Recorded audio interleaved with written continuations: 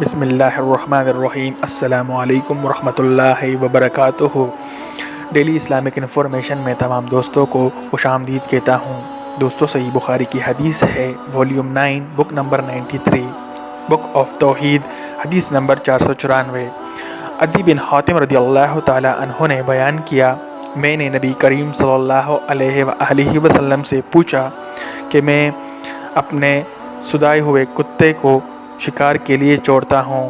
آن حضرت صلی اللہ علیہ وآلہ وسلم نے فرمایا کہ جب تم سدائے ہوئے کتے چھوڑو اور ان کے ساتھ اللہ کا نام بھی لے لو، پھر وہ کوئی شکار پکڑے اور اسے کھائے نہیں تو تم اسے کھا سکتے ہو، اور جب شکار پر بنپال کے تیر یعنی لکڑی سے کوئی شکار مارے لیکن وہ نوک سے لگ کر جانور کا گوشت چیر دے تو ایسا شکار بھی کھاؤ۔